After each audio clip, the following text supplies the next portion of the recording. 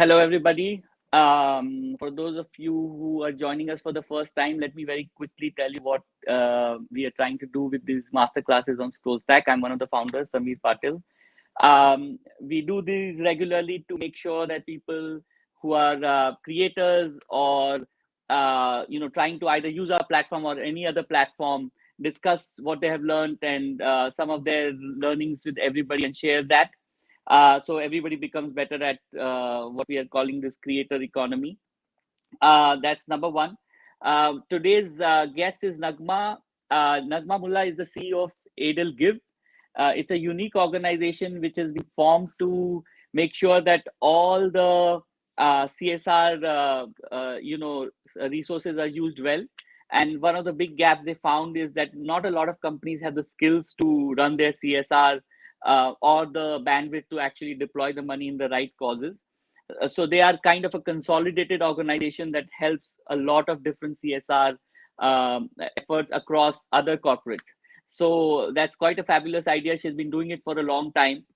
And the second reason she's here is that like many advocacy as well as non-governmental organizations, she has a lot to say. Her organization has a lot to say. A lot of the people she works with have information and content that can be useful for others.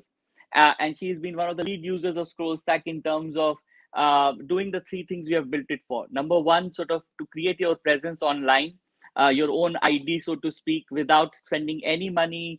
You get your own beautiful website or a content feed, whatever you want to call it.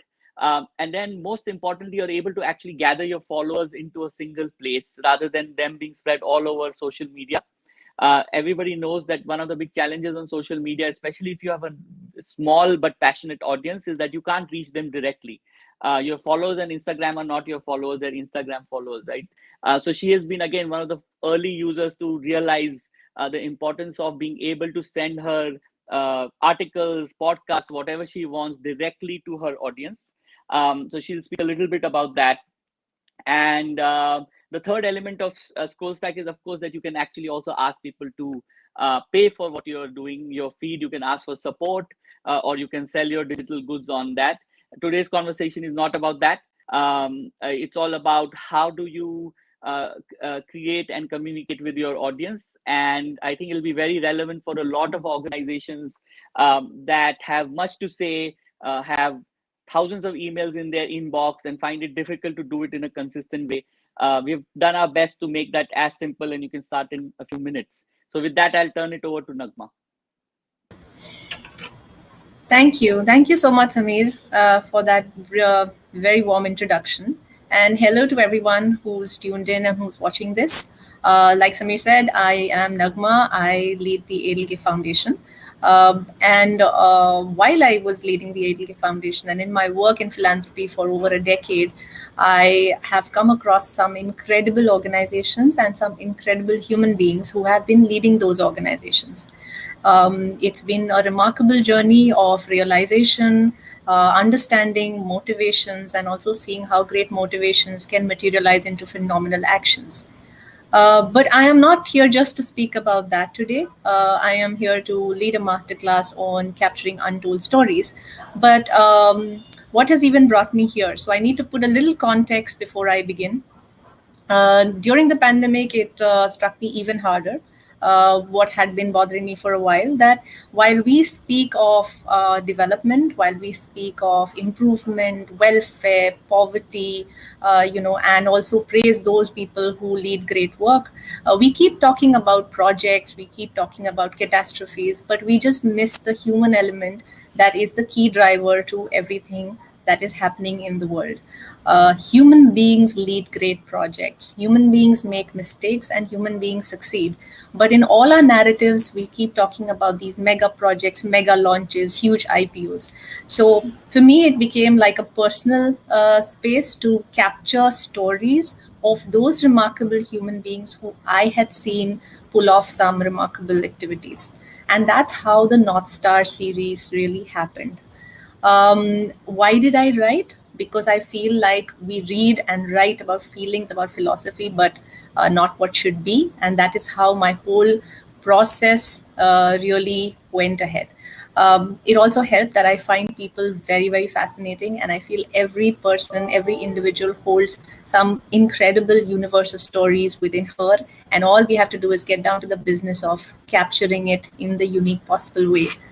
So to begin this masterclass, I will just take a minute to share my screen. Just give me a minute. Yes.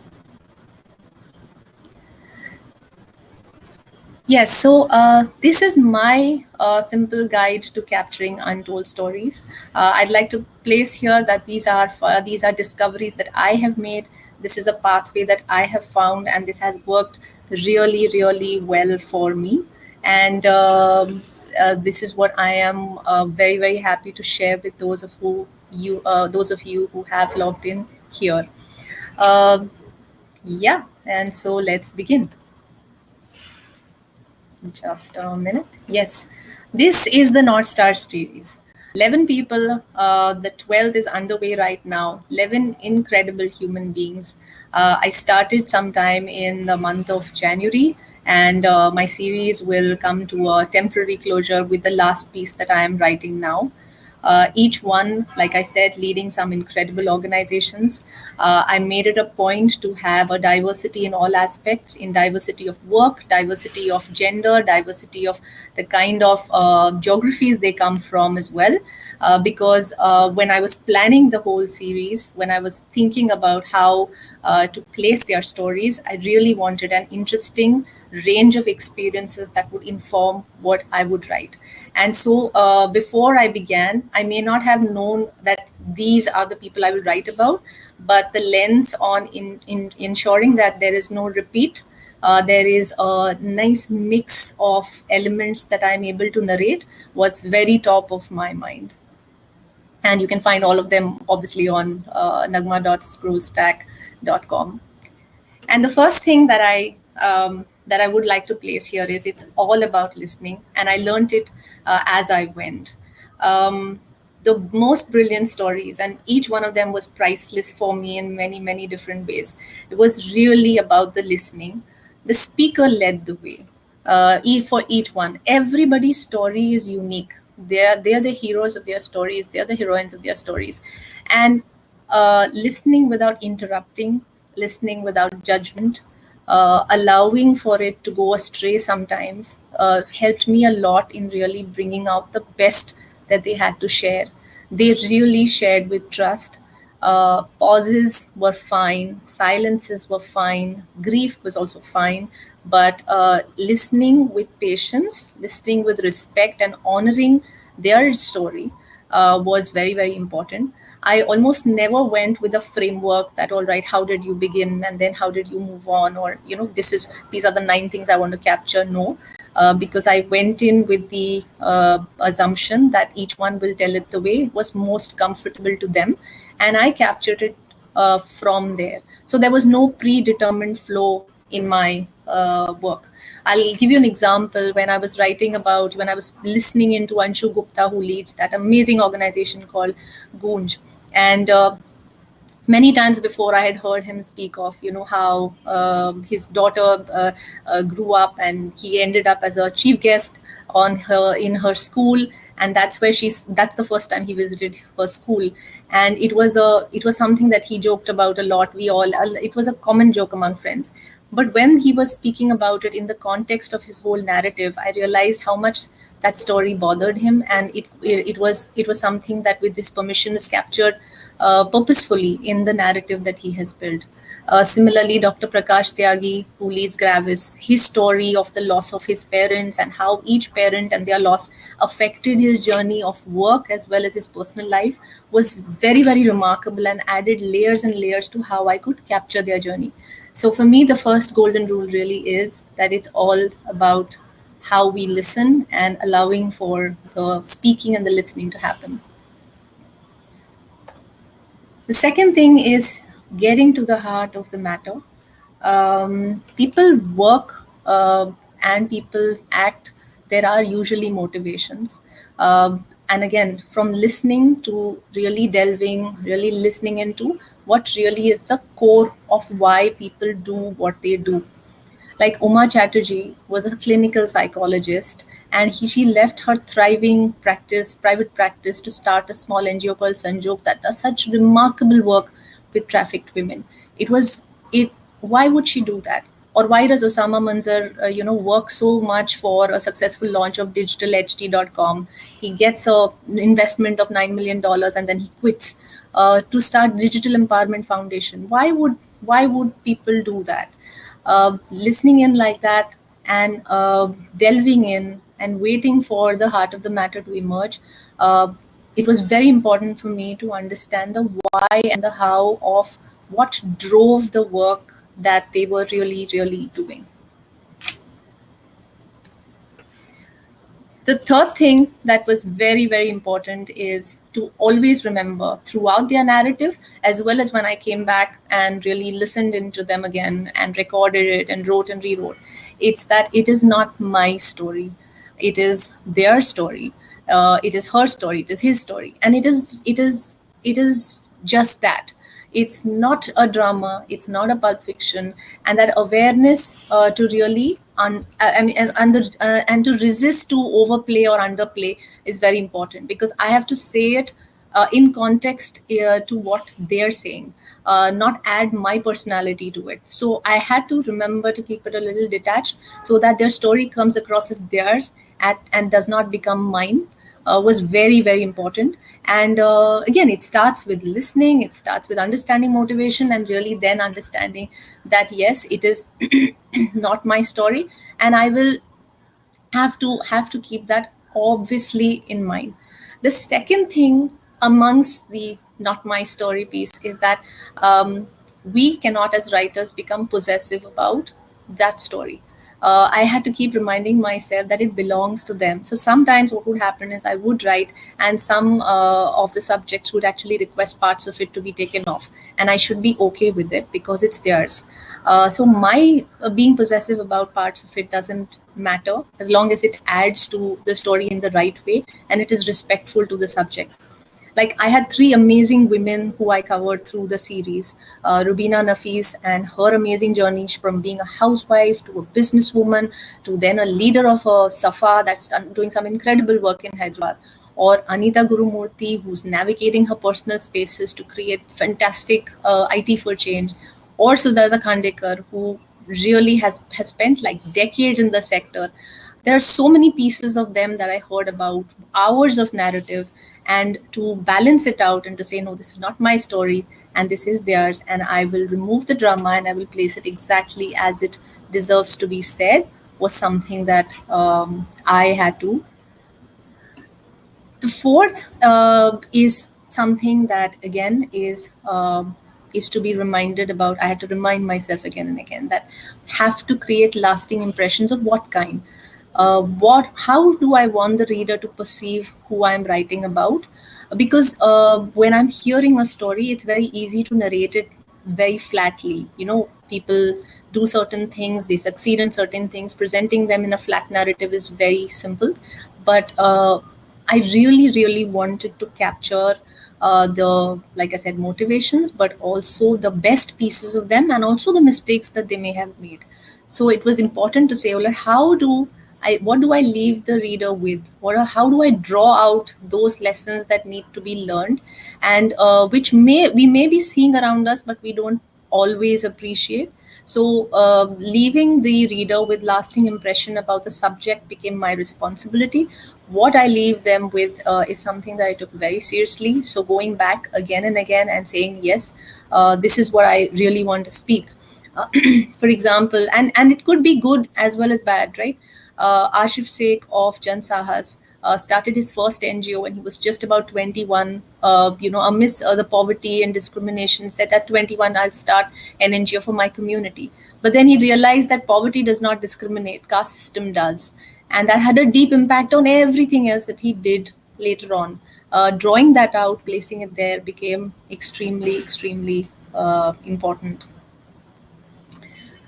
Yeah, this one is something that I keep reminding myself again and again. As a lover of language, especially English language, it's very easy to get carried away using complicated words, using words that a lot of people won't understand, because I can show my acumen with English as a language. But saying it as it is with good use of language is very, very important. I really went back, cancelled jargons, hyperboles, extraordinary words to create unnecessary impact. No. Secondly, in my attempt to use fancy words, resisting also to add drama where there should be simplicity, to go back and look at it. So many times when I was writing about Flavia Agnes, who leads Majlis, I wanted to describe her trauma with the years of violence in much more detail, explaining her mind, her thoughts, describing her condition, all her trauma. But resisting it was very difficult. But it was very conscious for me. I truly believe that Flavia Agnes's piece became really powerful because one of the things that was there was the narrative was simple and the story was allowed to tell itself, and that became very important. Or Raghunathan Narayanan's narrative of he was very, very impressed with Periyar right since very early days. And so many times, very beautifully, he drew out lessons from Periyar, sometimes to include, sometimes to exclude, just to keep the narrative simple was something that I had to consciously do. So keeping it simple, very, very important, works and goes a long way to do that. Yes, discipline. My first piece for Anshu took me 2 months to write because I had intended it. I had thought that I will write. I had it captured, but because I had not kept a deadline for myself and I had not said, all right, I will complete it by then, it went slower. It took 2 months to write. My second piece took 1 month to write. But after I wrote like the third piece, which worked in about 2-3 weeks, I decided that if I want to go on ScrollStack and if I want to really put out my content in a structured format, then I need to create a rigor, a cadence, or a discipline around which I will put out my content and put out my writings. And I decided that it will happen once a week. That was the rigor I kept for myself. I think those of us who are serious, keeping a calendar or keeping a rigor or a discipline around it, at least it helped me a lot. I would urge everyone to do that. And continue and writing, I think good writing creates better writing. So even on the weeks that I decide not to post, I do write a little bit because I think there is much to be said with keeping up that discipline and keeping it going very strongly. And yes, feedback. I have two very, very strong people from who I take feedback.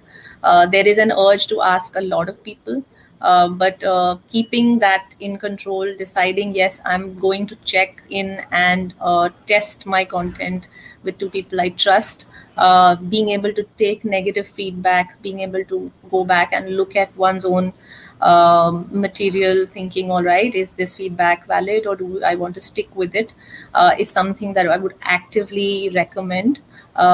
It is not a waste of time if it is done with people who trust and who do not hesitate to give it as it comes.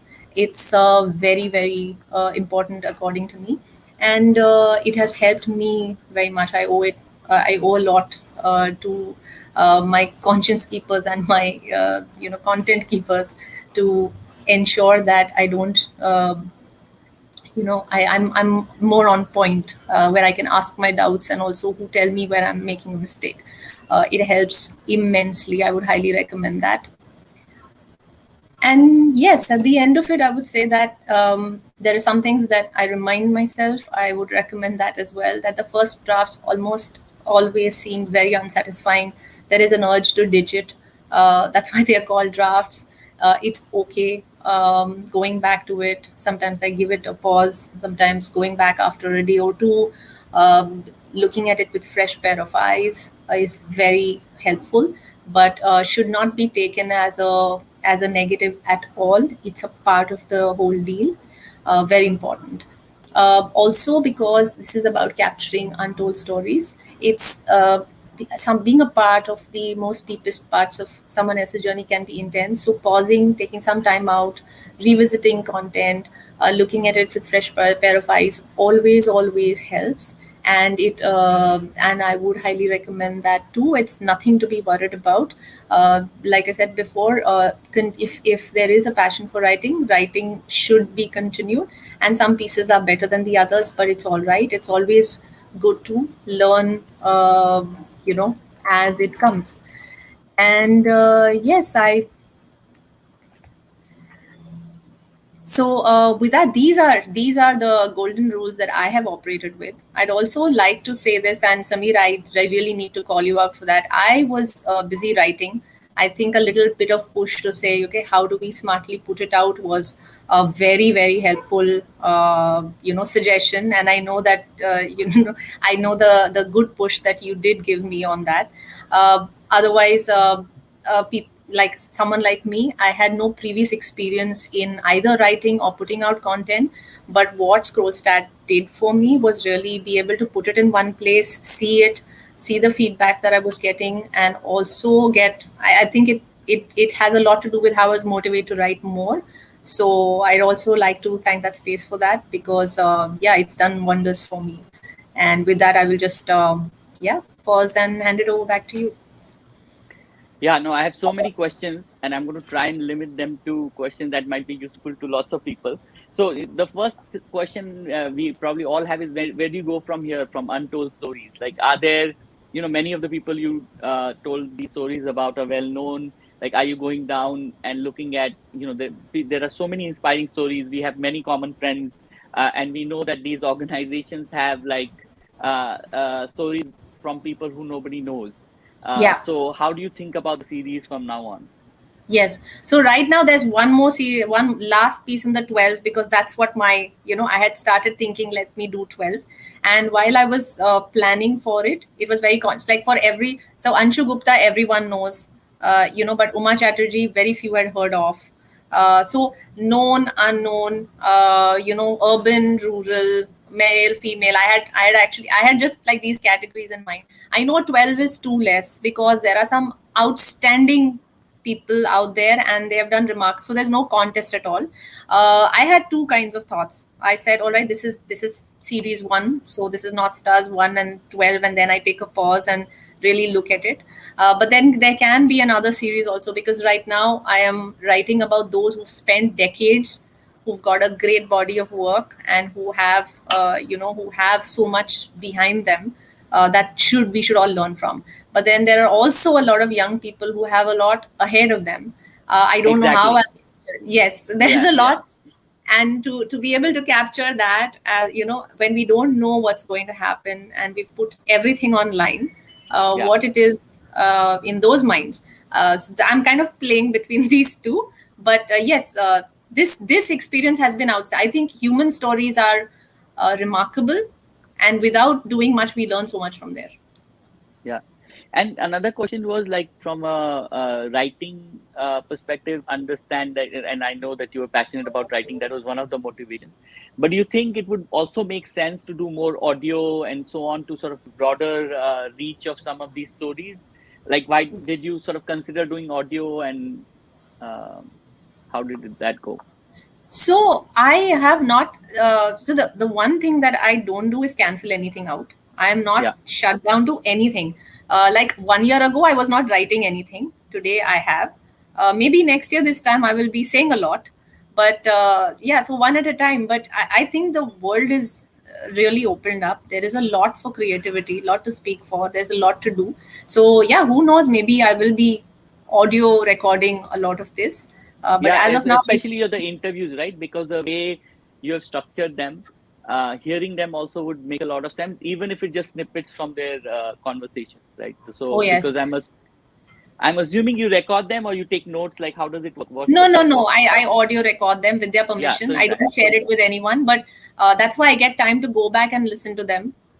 They don't know I've spent hours with them. So sometimes, and a lot happens when you listen. It's goosebumpish. Yeah. So one other question, and then we'll see if there are things that I'm ignoring here on the thing, which is that a lot of organizations, again, we know a lot of, let's take, Pukar, Anita Tai's organization, which has so many great stories. As you were talking, that's what I was reminded of. many of them are not English speakers. They may not be able to tell their stories in the right way, but they're astonishing stories. But the challenge obviously is organizational. Not every organization that is in this has somebody like you. So what is your, like, how do you see other organizations being able to emulate, or are you going to do like what you're doing with EdelGive, provide everybody the storytelling services of Naghma? No, I wish I could do that. Honestly, this is my favorite part of the job, storytelling for them, because I think there is so much happening there. I also feel that English is a minorities language. We believe that everybody understands it, but this country has too much in the other languages. So honestly, that's where I think podcasts and audios work, because that's where that gets tapped. I am limited as a language by Hindi, not because I can speak it very fluently. I'm a little slower in the writing of it. But yeah, I mean, why not? Regional languages, Hindi, fantastic. What I'd like to do, honestly, is to encourage people to say it Yeah, from a personal lens in whichever language. And if you remember many months ago when I had spoken about this, what bothered me really is, even like let's look at the social sector. Social sector is all about people. It's yeah, all about people. And if you even look at the pandemic, we're talking about NGOs doing great work, NGOs, making last mile delivery, help going everywhere. But these are all human beings, and there are human beings who've left their homes with the risk of getting ill, and they're doing it. So we've missed the human element of how we describe anything. And for me, it was very important to bring the narrative back to people, and talk about what they gave up or what they did to make yeah, something happen. If I can encourage more people in whichever language, in whichever format, to yeah, speak about personal experiences amongst the professional work, it would be fantastic. yeah. And so one last question from me, and then I think we should take questions, if any, from the audience. Did you worry about the length of the pieces at all, or you thought that it was like any learning on that, like longer, shorter? No. I actually tested it on myself. I love reading, but I also have a limited attention span. So it was important to find the sweet spot. So when do people tip off? So Yeah, most of my writing is about 1,500 words long, and it takes about at a max 5 minutes to read if you haven't stopped to introspect. And I thought that is a good length. It also forced me to bring out the most impactful pieces out of a story instead of going on and on about, because there's a lot, right? It's a full life, it's a well lived life, and there's so much to say. I could write a full book on each one of them.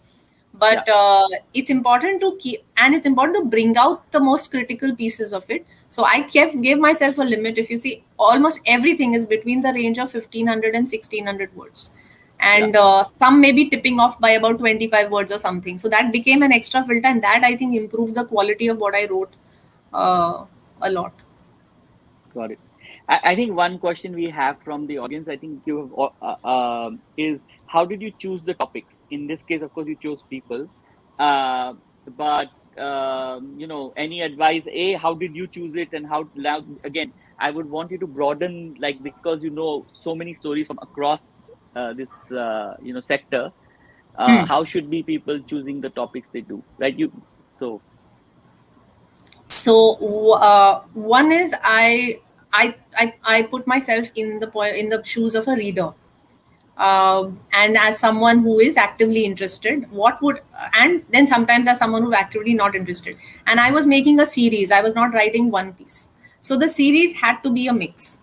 The series had to be, so everybody could not work on education and everybody could not work on child rights. It had to be a mix and blend. So I didn't go to people first, but I went to what they were doing. But I will be lying if I say that happened in 100% of the cases. Some people I'm aware have outstanding stories. Some stories I discovered as I heard them.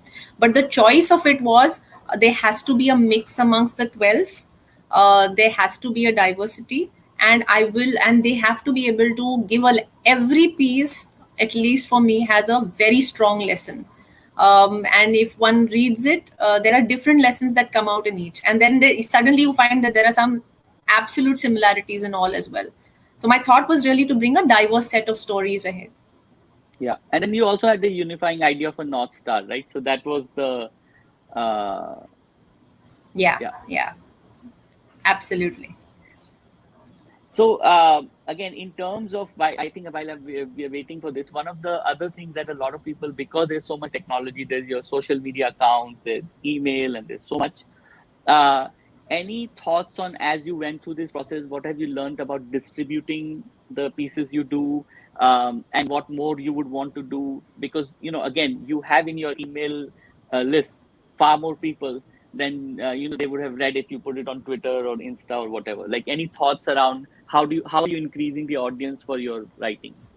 See, I have decided, I think there were two, three very interesting things that ScrollStack did for me, which is being able to send WhatsApps every time, WhatsApp messages, or distributing it through emails, being able to share it very easily on different social media platforms.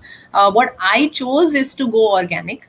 That is because I want people who really want to read my material to come. So I'm actually choosing the hard way. I put it out, I distribute it to those who, through my social media account, and I have my followers, whichever limited way they are building up. And I'm very glad, because that means they really want to read what I have to say. Having said that, I think it's very fascinating to have an email, PDF, WhatsApp distribution option, everything that I do get on ScrollStack.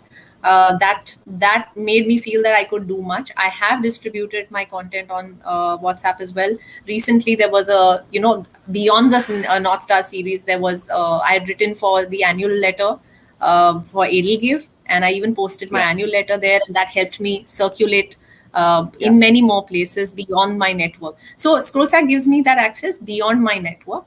And I have my own emails, of course, that are used through my official ID as well. Yeah. I've asked this question two, three different ways, but I'm going to try and ask it another way, which is that as you put yourself in the shoes of some of the organizations you work with, right? Yeah. Some of whom I have met, and that's why this question occurs, because they have, again, many great stories to tell. In some cases, it not be personal stories, it could be a project, like the person who is trying to get restrooms, public restrooms happen for women in Bombay, right? Yeah. What are some of the ways in which you see the sector can do more of what you're doing? Forget ScrollStack for a moment, right? Because Huh. communication is so important. Yeah. What is it that you would be telling them that you don't see happening much and should happen? I think this the sector has there's a mobile phone. There is taking videos of what they're doing itself is it's such an underused potential wherever they are. Sometimes these remarkable people, they're either, sometimes they're doing dharnas for their loose. I know that there is a beautiful movement called Right to Pee. They use social media a little bit, wherever they would go, they would take a little video. It has a Yeah, very high impact.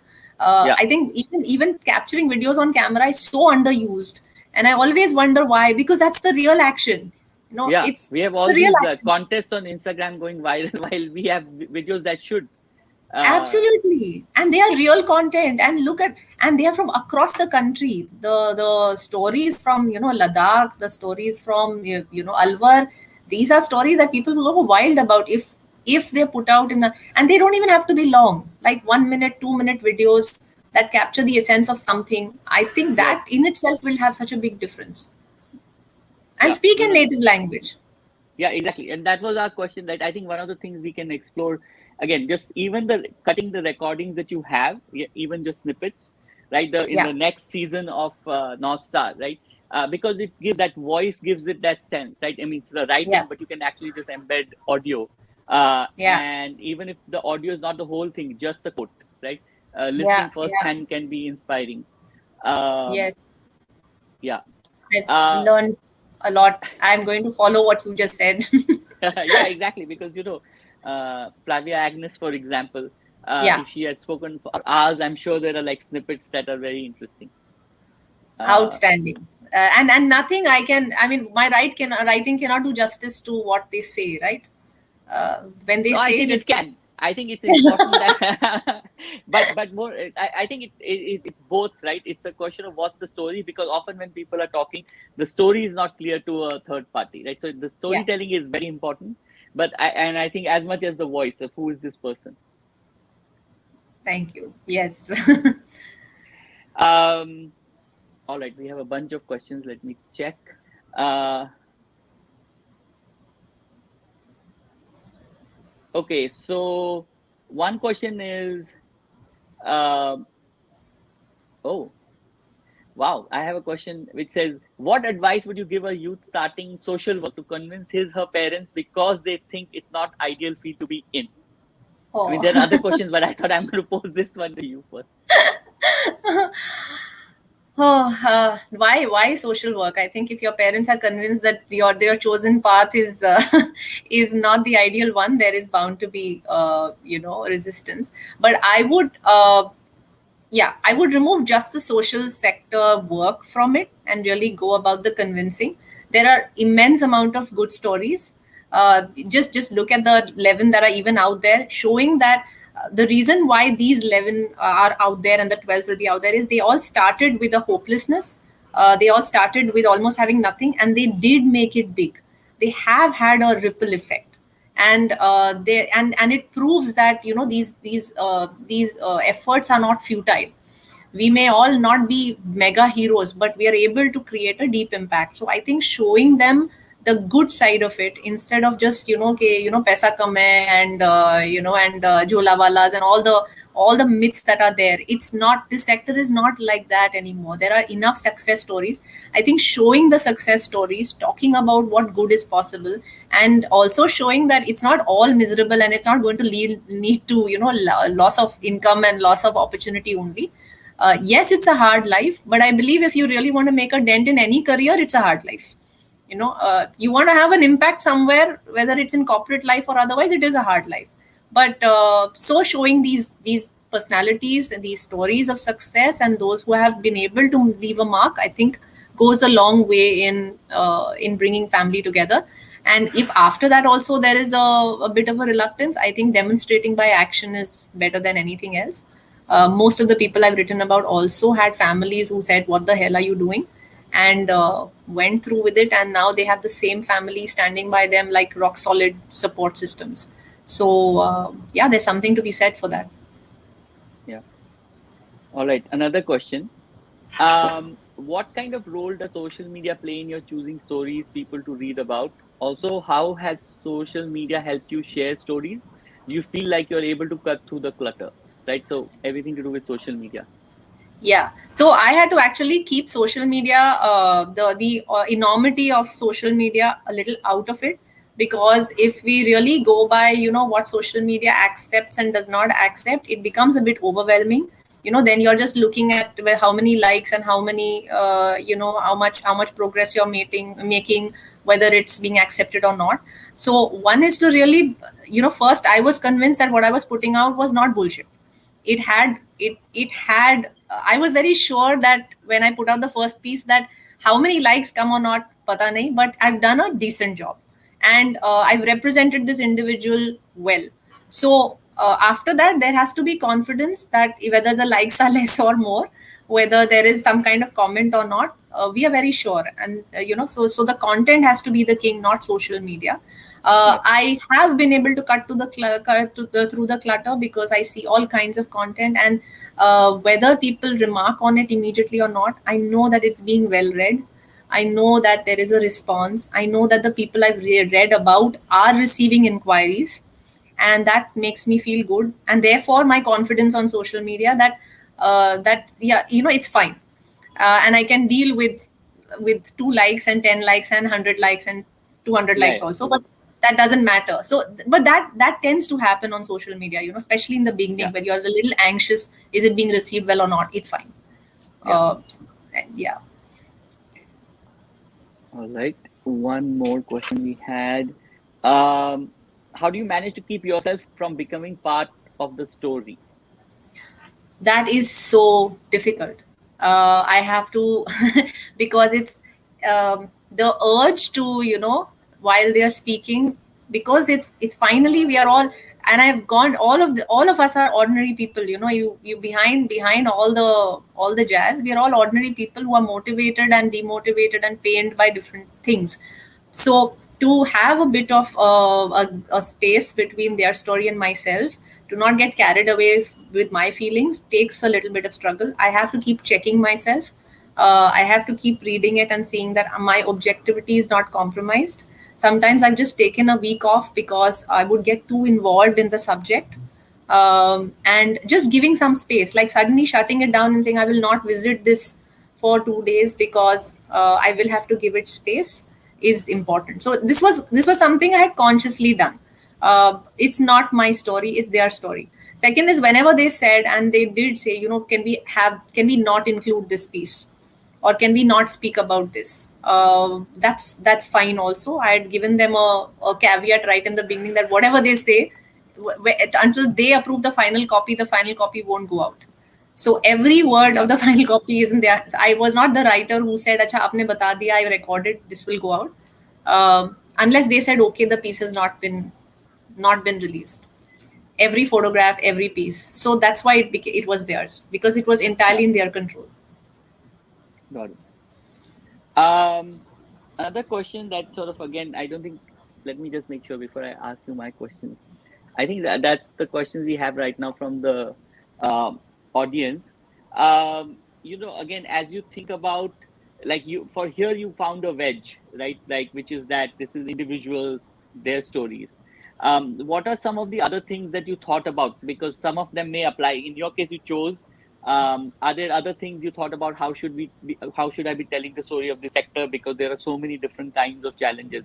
Your challenge Yeah. is to actually get the personal stories ahead. But what else? No, while writing, see, the story was completely personal. The challenge was how to also bring work. So the work is a part of that individual's life. So in every piece, also keeping work as a subcontext, but focusing on the motivations and the actions of the speaker. That was the fine line that I would balance. But the focus was always on the individual, always, consciously, because the sector doesn't have individual stories. that's Yeah, that's what was there. Yeah. got it. Okay, I think unless we have more questions, I can ask you one last question, which is anything that you would like to say that we didn't cover, that again your experience has taught you, or you see that there's a gap in terms of the social sector using digital platforms. I think you said something very important, that because everybody is now obsessed with social media, and I think the original intent of the question was a combination of uh, uh, you know uh, a combination of um, whether you choose something based on social media and how you see social media response to things, right? So I think the question was also like, do you find influencers to write about, which is what Yeah. everybody does, which I think you consciously didn't. But in the meantime, I got some interesting questions, including one. Ask the one about patriarchy. So I don't know what this question was meant to be, but yeah, please. Yeah, Hmm. being a woman in driver's seat, can a system work without patriarchy at this very instant? Cause its roots are so deep within it, right? So definitely, that's sort of yours. I wish it could, but it cannot. And I will tell you why. Because the systems are designed by men for many years. I don't even say this with anger or cynicism. The fact is that men designed it, and whether intentionally or not, I don't think intentionally, it was designed only for men. Even if you talk about women in work, offices, the number of the rules in offices are made for men. In fact, in Melinda Gates' book Moment of Lift, she's actually said that systems today are designed for the era of our fathers, where mates would be at home and take care of families, and the worker, or the primary male worker, would be at work. So a system can work without patriarchy, but not at this instance. We have a long way to go before we reach that space where it's an inclusive system. It's a system where there is equality, and a system where patriarchy does not rule a lot of decisions that are being taken. I feel there's a long way to go for it. But yes, as a woman in the driver's seat, it is my conscious effort that at least whatever I can move, or whatever I can, inspire or make happen, I do it from my end. So that is something that is in my hands, and I hope that whichever system I'm a part of, I can, in many ways, I can do it. But yeah, I don't think we are there right now. And I think Samir has vanished for the time Yes, being, I'm here. and I'm not he's vanished. coming back. No, no, I'm not. When are you publishing your book? Is the next question. Uh, I don't know when, but I know yes. I know it won't be too far away, because I'm very keen. But yeah, yeah. I don't know if it's this year or next, but I do want to now, because of the confidence I have got. And like I said, there's Excellent. just too many stories. Yeah. Um. All right. Let me check because last time I missed the question. Yeah, I think that's all the questions we had. Um. Unless I see anything pop up. No. So I think that's all the questions we had. Thank you, Naghma, so much. I think it will be very, very useful. I think we are going to have to call you once again for for a different set of questions around the playbook for more and more people to do this. Yeah. Again, you and I know that this is a vastly under tapped. Right? Social media is dominated by conversations around, things that are so-called That popular or don't matter. entertaining. Yeah, they don't matter. They may matter to, yeah, they don't matter. And we are trying to get to audiences that actually truly care about the topic versus just press some button on some like or whatever, right? So I didn't want to come and sort of say that out loud, but since you said, yeah, they don't matter. But we should figure out a way of building an audience that actually is useful for creators. Yeah. So yeah. Oh, we have one, we keep getting the, yes, okay. So I think we have completed all the questions. So that's that. Thank you. Thank you so much. This was amazing. And thank you for the good work and for a platform that I love to use. Thank you. Thank you.